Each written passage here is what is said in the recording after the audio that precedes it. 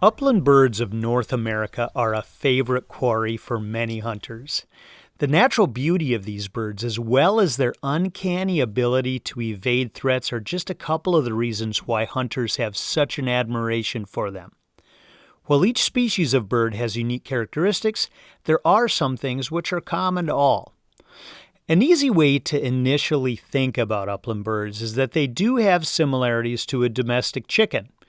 They're usually foraging for food on the ground, and we also prepare them in the kitchen much like we would a chicken from the store. Now that said, one of the joys of hunting upland birds is the opportunity to learn about all the unique characteristics of each species. So let's take a look at a few of the common upland birds you might consider hunting. The ruffed grouse has often been referred to as the king of the American game birds for its cunning wariness and the great sport afforded hunters who pursue them. On our trip to Maine, Amanda, Carol, and I were unable to put a grouse in our game pouch, proof that this bird is a challenge to hunt. Now that said, when you put in some effort, a successful ruffed grouse hunt is definitely attainable. The ruffed grouse can have many color phases, including red, gray, and brown.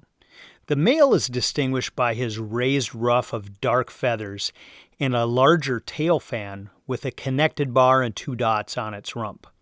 That said, the male and female look very similar and cannot be distinguished during flight, and for this reason, hunters are allowed to shoot either sex of ruffed grouse. Equal to this bird's skill in evading hunters is its flavor when you're fortunate enough to bring one into the kitchen.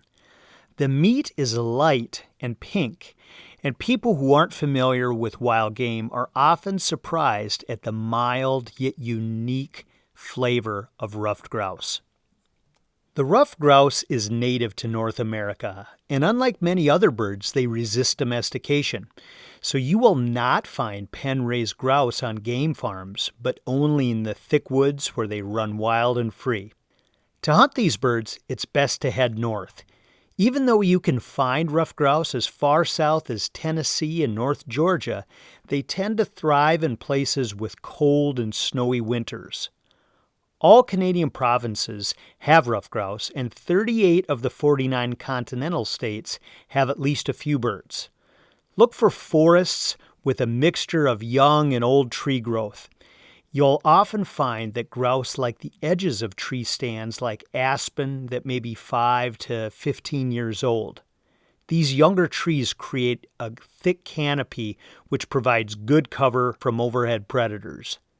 The Northeast and the Great Lakes regions of the country get quite a bit of attention of upland hunters when it comes to grouse. But again, there are many places where you can find the king of the American game birds.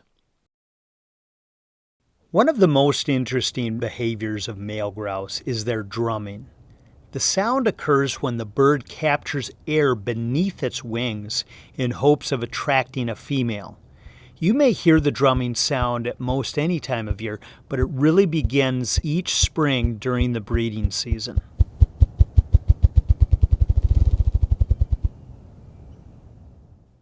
Odds are that you'll hear this drumming while you're out hunting, but you won't likely see it happen.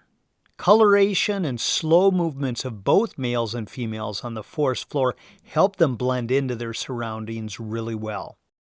Ruffed grouse can be very difficult to spot in the woods. Hunters oftentimes find the birds will hold tight and not flush until nearly stepping on them.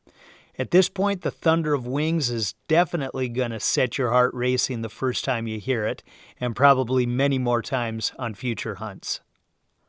Ruffed grouse mostly consume vegetation such as leaves, buds, and berries. They do also eat insects and invertebrates, but this makes up a small part of their diet. However, young grouse will eat mostly insects and invertebrates as they're rich in the much-needed protein. Regardless of diet, most birds, including the ruffed grouse, have a crop as part of their digestive system.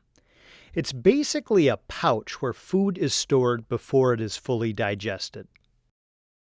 Here's an example of a crop that's been opened up during the field dressing process with an adult grouse.